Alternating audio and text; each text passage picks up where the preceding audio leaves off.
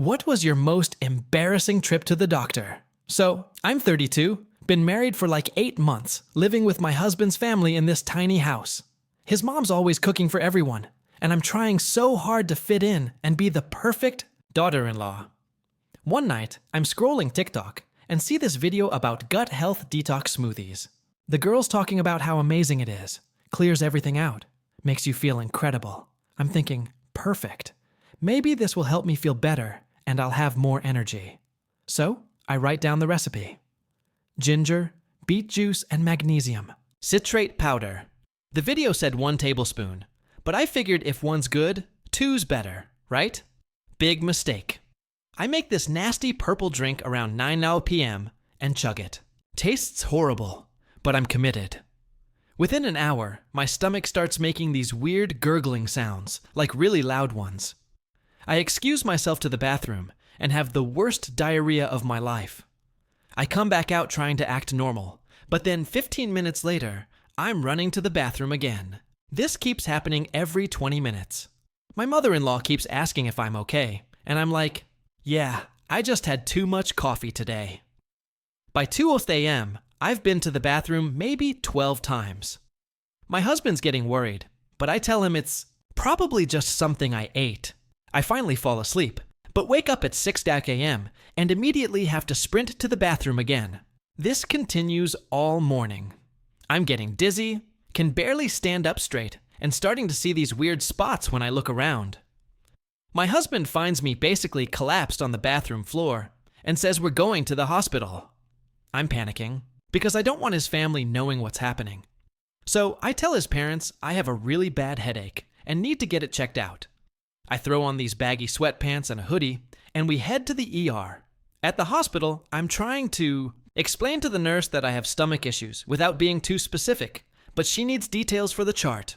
So, finally, I have to admit that I drank this detox smoothie thing and basically gave myself explosive diarrhea that won't stop. She's asking all these questions about how many times I've gone, what it looks like if there's blood.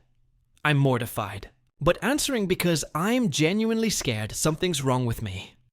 They put me in this exam room with just a curtain for privacy. I'm sitting there in my gross sweatpants, feeling like absolute trash when suddenly the curtain gets pulled back. And standing there in scrubs with a clipboard is my husband's younger brother. We just stare at each other for like 10 seconds. He's 26, just started his residency at this hospital. Of all the doctors in this place, he gets assigned to me. I immediately start begging him to find someone else. Like, please, anyone else? I'll wait however long. But he says the ER is super busy and short-staffed, and he needs to stay professional about it. So I have to sit there and tell my brother-in-law that I drank a TikTok smoothie, had diarrhea 15 times, and was seeing spots. He's taking notes and asking follow-up questions like, when did it start? What exactly was in the smoothie? Am I taking any medications? Then the supervising doctor comes in to do the physical exam, and my brother-in-law has to stay and assist, while this doctor presses on my stomach and asks me to describe my bowel movements in detail. But wait, it gets worse.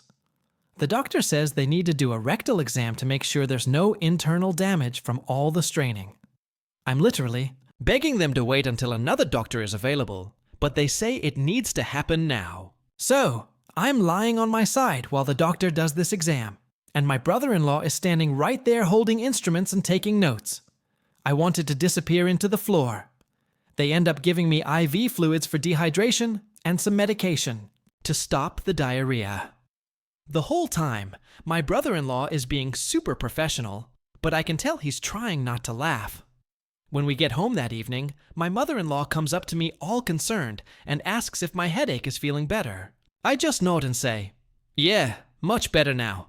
Thanks for asking. My brother-in-law walks in right then and gives me this look. He hasn't said anything to the family, but now every time we're in the same room, he has this little smirk. I'm 32 and have been married for about 8 months. We're living in a tiny house with my husband's family. His mom is always cooking for everyone, and I'm trying so hard to fit in and be the perfect daughter-in-law. Then came the most embarrassing trip to the doctor of my life. One night, while scrolling through TikTok, I saw a video about gut health detox smoothies. The girls were raving about how amazing it was, clearing everything out and making you feel incredible. I thought, perfect. Maybe this will give me more energy and help me feel better. I wrote down the recipe: ginger, beet juice, and magnesium citrate powder. The video said 1 tablespoon, but I figured, if one's good, 2's better, right? Huge mistake. At 9 p.m., I made myself the nasty purple drink and chugged it down. It tasted awful, but I was committed. Within an hour, my stomach started making these weird, loud, gurgling sounds. I excused myself to the bathroom and had the worst diarrhea of my life. I tried coming back to act normal, but 15 minutes later, I was running there again. This cycle kept happening every 20 minutes. My mother-in-law kept checking if I was okay, and I lied, "Yeah, just had too much coffee today." By 2 a.m., I'd been to the bathroom about a dozen times. My husband was worried, but I told him it was probably something I ate. I finally fell asleep, but woke up at 6 a.m. and immediately had to sprint back to the bathroom. The morning continued like this. I grew dizzy, could barely stand, and started seeing weird spots when looking around. My husband found me collapsed on the bathroom floor and insisted we go to the hospital. I was panicking, not wanting his family to know what had happened, so I told his parents it was a severe headache I needed checked out. I threw on baggy sweatpants and a hoodie, and we went to the ER. At the hospital, I tried explaining to the nurse about the stomach issues, but dodged details. She needed the truth. So I reluctantly admitted to drinking the detox smoothie that gave me explosive diarrhea. She bombarded me with questions. How many times? Blood and stool. And I was mortified but honest. They took me to an exam room with just a curtain for privacy. I was sitting there feeling terrible when suddenly the curtain was pulled back.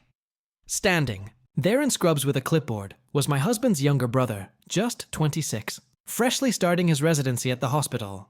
Of all the doctors, he was assigned to me. I begged him to find another doctor, anyone else. But he said the ER was busy and short-staffed, and that he had to stay professional. So there I was, telling my brother-in-law about a TikTok smoothie, 15 diarrhea trips, and weird spots in my vision. He took notes, asking questions like when it started and what exactly I had in the smoothie. Then the supervising doctor came in for the physical exam, with my brother-in-law assisting. The doctor pressed on my stomach and asked me to describe my bowel movements in detail. But wait, it got worse. The doctor said I needed a rectal exam to check for internal damage from the straining. I pleaded for them to wait for another doctor, but they insisted on doing it immediately. I lay on my side while the doctor performed the exam, and my brother-in-law stood right there holding instruments and taking notes. I wanted to disappear into the floor. In the end, they gave me IV fluids to treat dehydration and medicine to stop the diarrhea. Throughout, my brother-in-law stayed professional, but I could tell he was barely holding back laughter. When we got home, my mother-in-law came up to me asking if my headache was better. I just nodded. Yeah, much better now. Thanks for asking. Innerstenit, that moment, my brother-in-law walked in and gave me this smirk.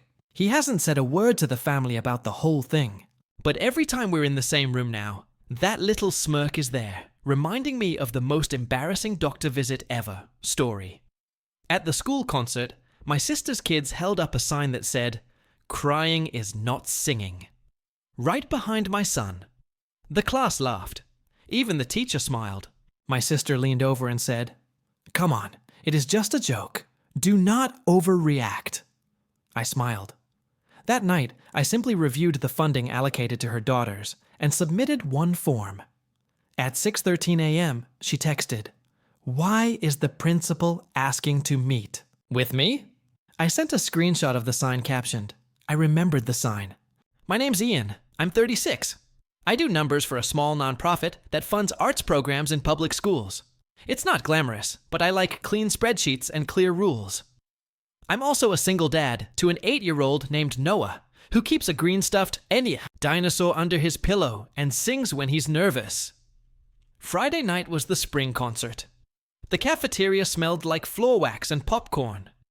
Folding chairs scraped the linoleum. Parents lifted their phones like tiny moons.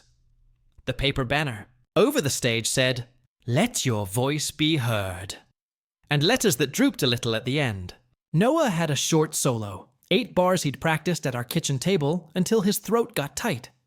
Sometimes the notes cracked and he cried, and then hiccuped and tried again. I told him that meant he cared. "Crying is allowed," I said. "We keep going anyway." My sister Julia sat 2 rows ahead in a blazer that looked expensive in a way you're supposed to notice. Her daughters Ava and Mia were in the front row of the choir because, of course, they were. They're the little stars. People say it like a brand. The lights dimmed. Miss Porter, the choir director, did her whole bright smile routine. "We're so proud," she said into the mic. Everyone clapped, even though nothing had happened yet. The kids shuffled on. Noah glanced at me from the risers, searching, and I gave him the thumbs up. We practiced. He took a breath. Then 2 neon pink poster boards rose up at the back of the room like flags. Black block letters, clean lines, the kind of handwriting you make slowly with a ruler. Crying is not singing. Held high, held by my nieces, held directly behind my son. For a second, my brain didn't compute. Then the sound hit. A quick burst of laughter, the kind that spreads because laughter spreads. A dad snorted. A kid whispered, "Look!" A mom tilted her phone to get the sign in frame. Miss Porter looked up and smiled, not big. A twitch at the mouth like an approval stamp. Noah missed his cue by a beat, swallowed, tried again. The first note wobbled like a bicycle tire over gravel. He kept going. I sat absolutely still because I know how this works. If I stand up, I'm making a scene. If I stay, my kid is alone in it. Julia leaned back just enough for her perfume to hit me. "Come on," she whispered. "It's just a joke. Don't overreact." Her teeth flashed. I felt something in my jaw lock. Noah finished. Polite applause. Programs rustled. The sign dipped out of sight like a trap door closing. I watched my kid look for me again. I made my face soft, clapped, mouth said, "Good job," and wanted to tear cardboard with my teeth. After the hallway plugged with kids in white shirts and black shoes that pinched, I hugged Noah. He pressed his forehead into my chest for half a second, like he could recharge there. "Did you see the sign?" he asked, small voice. "I saw you," I said, "and I heard you." He nodded like he wanted to believe. That could be enough. Julia floated over with her phone still up. "Ava and Mia crushed it," she said to no one. Then to Noah, "Good job, buddy." Then to me, light and kind the way you talk. To a dog that doesn't jump. Seriously, don't make this a thing. I smiled. It felt like a cracking glass. We went home.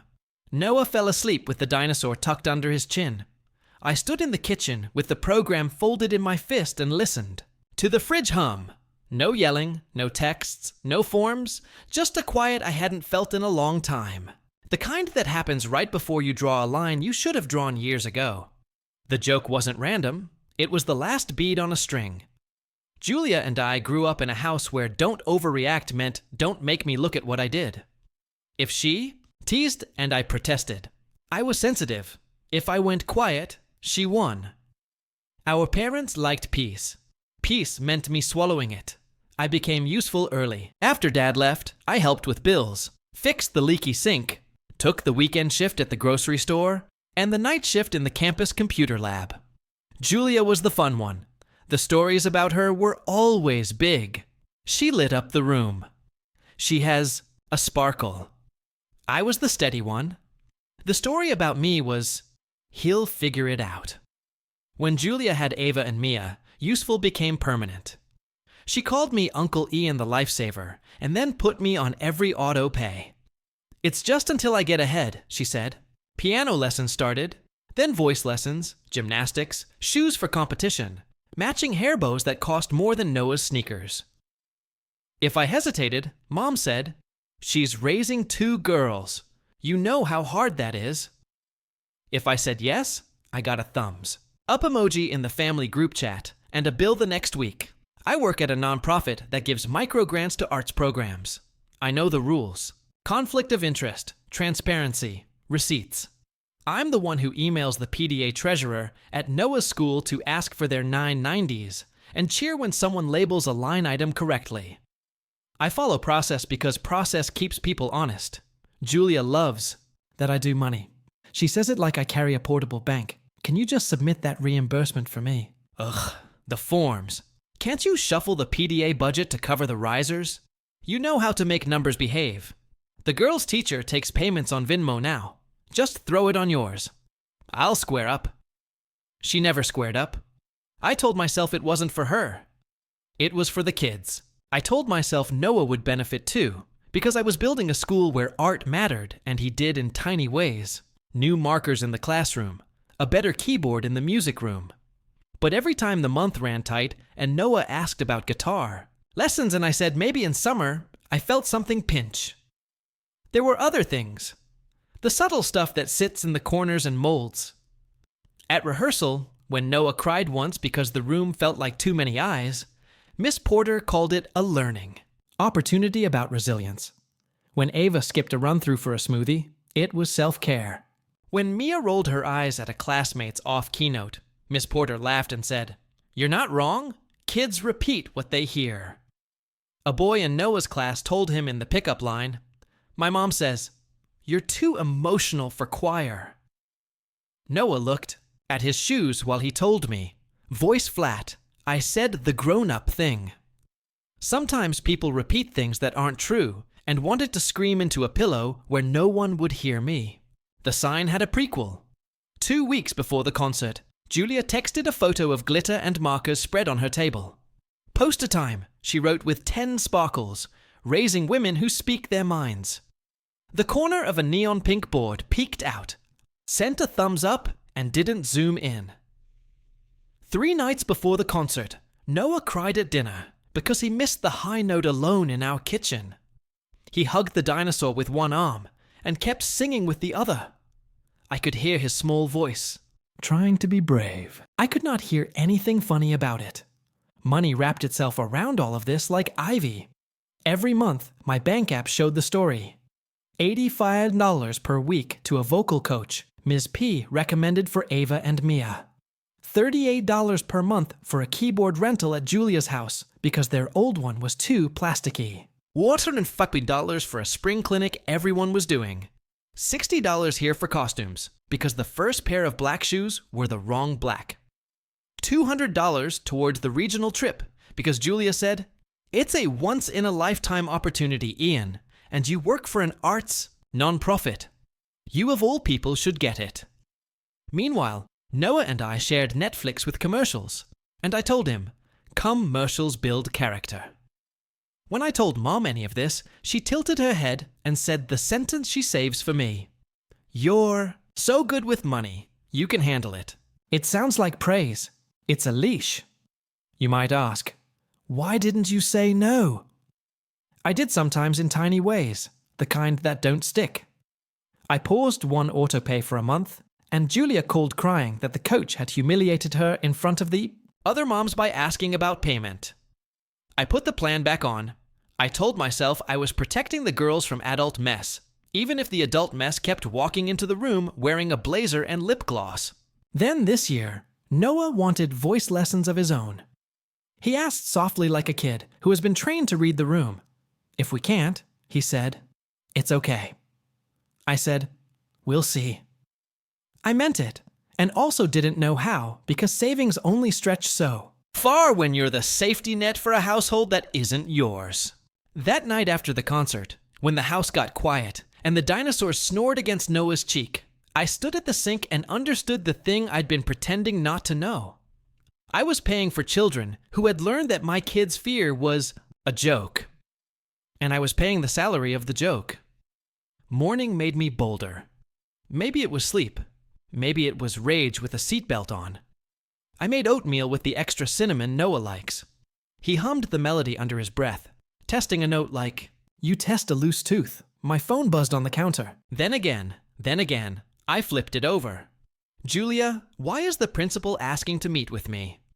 "Julia, answer your phone." "Julia, if you did something over a joke, you've lost it." I scrolled to last night's photo. The neon letters, my son's head right in front of them. I sent it 3 words under it. I remembered the sign. Dots then flood. "Julia, you're unbelievable." "Julia, you could have talked to me." "Julia, are you trying to get my daughter suspended?" "Me? I'm trying to keep my son safe." 30 seconds. Then my mother jumped in like a ref who missed the first half. "Moian, call your sister. This is a misunderstanding." Me. The misunderstanding is over. The school email came at 8:11 a.m. Parent meeting incident at spring concert. Principal Chavez, Miss Porter, me. In a separate thread, Julia's slot an hour later that told me what I needed to know. They weren't going to let her steer this with volume. I dropped Noah out of Friends for Minecraft and walked into a room that smelled like whiteboard markers. Dr. Chavez had the posture of a person who has diffused many ridiculous adult fires. Miss Porter looked small in a way she never looks on stage. "Mr. Hale, thank you for coming," Dr. Chavez said. "I read your report. I slid my phone across the table. This is what my son was looking at." Miss Porter winced. "I didn't read it from where I was," she said fast. "You smiled," I said. Color rose. It was a nervous reaction. Dr. Chavez didn't waste time. Were students told not to bring signs? "Yes," Miss Porter said. "Were the students holding the sign reminded after the number?" She said after, I repeated. Dr. Chavez looked at me. "I'm sorry this happened. We'll address it under our policy. I don't want public shaming." I said, "I want adults to act like adults." "We will," he said. It was said like a promise, not a performance. We discussed practical things. Seating changes at lunch for a week. A counselor check-in. An alternate rehearsal space if Noah wanted it. When we were done, Miss Porter asked, quiet, "Does Noah still want to sing at the end of year assembly?" "He does," I said. "But he doesn't want a mic right up in his face." She nodded. "We can do that." I stepped into the hallway and met Julia coming down it like a storm front.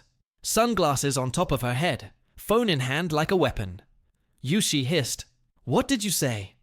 They used the word policy with me like I'm a criminal. "Hi," I said, "the principal. We'll explain." "You filed a report." She planted herself in front of me over a poster. They didn't even put his name on it. "They didn't need to," I said. They stood behind him. "It was funny," she said, finally dropping the nice voice. Everyone laughed. Even Ms. Porter. "Everyone didn't," I said. "And even if they did, jokes only count when everyone's laughing." "You think you're better because you pay for everything?" she snapped. "Because you sit on your little board and sign checks. You think that makes you a father?" "He's soft, Ian. I'm trying to teach him." "Don't talk about my son like that," I said. Calm, not loud. "Not ever again." She leaned in, lower voice now, searching for a bruise. "You're nothing without us. The school listens to me. People like me. People like you," I repeated. "Got it." She flung open the conference room door. It hit the stopper with a bang. "They'll see through you." She threw over her shoulder. "They always do." I exhaled and felt the floor under my shoes. Solid. From the parking lot, the family group chat lit up like a pinball machine. "Mo, your sister is devastated." "Awenti, what happened?" "I heard some crazy story." "Julia, he filed a police report." "She didn't know the difference or didn't care." "He wants my girls expelled."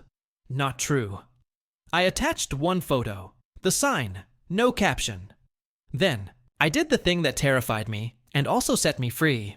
I opened my personal spreadsheet, took a screenshot of the totals with names blacked out, and posted that too. Me 12 months, $7,840 to your kids' lessons, rentals, clinics, costumes. Years before that too. This ends today. Not to punish, to protect. Silence. Then the pivot I knew would come. Julia, what will happen to us? Not the girls. Us. Me, you'll parent your kids. I'll parent mine. At 6:13 a.m. the next day, another text from Julia. Why is the principal asking to meet with me? I sent the screenshot again and wrote, I remembered the sign. Then I put my phone on Do Not Disturb and made pancakes shaped like dinosaurs because Noah thinks that's hilarious. Consequences. Arrived like weather fronts, some fast, some slow. The school moved first. Ava and Mia met with the counselor. They wrote apology notes. One was a sentence with a smiley face. The other said, We didn't think. Noah folded them both once, put them in his backpack, and didn't bring them up again. I didn't make him. Dr. Chavez sent a message to the choir list. No signs at performances. We aim for an inclusive environment. It was bland on purpose. But at the next rehearsal, I watched Miss Porter stop a snicker with one look and say, We are here to support each other and mean it. She crouched to Noah's height later and said, You have a beautiful tone. He stared at the floor and nodded. Trust takes longer than an email. The PDA president called to make sure I hadn't used my nonprofit role to target a family. I invited her to the office. I printed policies. I showed recusal forms. I opened the ledger. If there's a line I shouldn't have touched, flag it, I said. She couldn't. We added new guardrails anyway. No officers submit reimbursements for family. No auto pays. To members, everything through the official email. Boring fixes that matter. Money changed the house most. The minute I stopped funding a second family, my life got quiet. The first month, I had enough left to sign Noah up for a beginner voice class with a gentleman named Mr. Lee, who tapped a pencil to help with rhythm and said, The note is a place you land, not a cliff. Noah loved him. He practiced without crying. When his voice cracked, he laughed. I did too. We bought a used karaoke mic for the living room. We ate burritos on Tuesdays and made a rule that whoever hit the high note got the last bite of guacamole. He usually won. I let him. Julia did what Julia does. Facebook posts about weaponizing, bureaucracy, Instagram stories with Bible verses about forgiveness, a long text to me that began, You have always resented me, and ended, You destroyed my daughter's dreams. I blocked her for a week and slept through the night for the first time in months. The practical hits piled up on her end. The coach emailed for payment. The rental company sent a past due notice. The music app stopped working on her phone. She texted, You're really doing this to them? I replied, I stopped doing this for you. A cousin messaged me privately. I thought you were stingy. Now See, they used you. That one I read twice. Not everyone approved. My mother called every few days with new angles. You've divided the family. This is not what your father would want. Money shouldn't be a weapon. I said the same thing each time. It's not a weapon. It's a boundary. She asked to meet alone. We sat in a diner with sticky menus. Your sister is hurt. She started. So is my kid. I said, I'm not excusing the sign. It was wrong, she said. She said it like swallowing something sharp, but cutting them off. The timing. The timing was when I finally noticed I was paying for what hurt my son. I said, You've always been generous, she said. I still am. I said, just not in ways that teach Noah I'll fund his humiliation. She stirred tea. She didn't drink. You've changed. I stopped pretending, I said. When the bill came, I paid. Not because I always do, because I wanted to leave that conversation clean. At school, small votes of confidence showed up quietly. A dad I barely know said, Good for you. A mom told me she told her son that if he ever held a sign like that, he'd lose his phone for a month. Another said, We saw. I'm sorry. None of it fixes it. It told me I wasn't crazy. 2 weeks later, Miss Porter asked if Noah still wanted the assembly solo. She didn't ask me. She asked him directly. He said yes, but no microphone in my face. She said, "Okay." He practiced with Mr. Lee and made a face at his own reflection when he hit the note clean. He called it his soft landing. The assembly was a Tuesday morning. The gym was too bright. I stood in the back because you can breathe better there. No signs, just phones. Before the first song, Dr. Chavez said, "Every student deserves to feel safe when they share their voice." It hung in the air like a new rule. Noah sang his 8 bars. His voice wobbled once, then steadied. He didn't look for me until the end. When he did, he didn't ask. He knew. We got mint chip ice cream afterward. Even though it was 9:45 a.m., he went to school with green teeth and a smile. On the way home, my phone buzzed with a number I didn't have.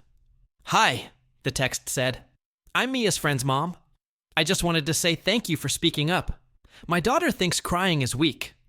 Last week, she told me she tried to hold her breath to stop tears. Your son singing anyway helped. I didn't post that. I didn't send it to the group chat. I just read it 3 times and put the phone face down on the counter and stood there for a minute, breathing like I'd been running, and finally stopped. Here's what I know now. In the plainest words, I can manage. If you call cruelty a joke, you get to keep doing it. The laugh is the permission slip. If you pay for the joke, you become part of the punchline. I spent years being useful in the wrong direction. I told myself I was helping kids. I was. But I was also making it easy for an adult to be lazy with love and loud with blame. The sign didn't start that. It only made it impossible to lie to myself about it.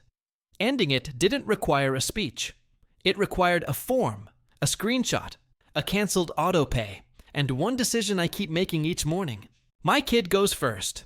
Julia and I don't talk now. That might change. It might not. Her daughters are fine. They still sing. They still roll their eyes at everything. I hope they learn that clever can be kind. If they don't, I hope someone else draws a line sooner than I did. Miss Porter watches the room differently. She stops small meannesses before they get big. I don't need her to like my son. I need her to be the adult in the room. She can do that. Dr. Chavez already does. The PDA added boring rules that will outlast our drama and help a kid whose dad doesn't work with spreadsheets. That matters more than any apology ever will.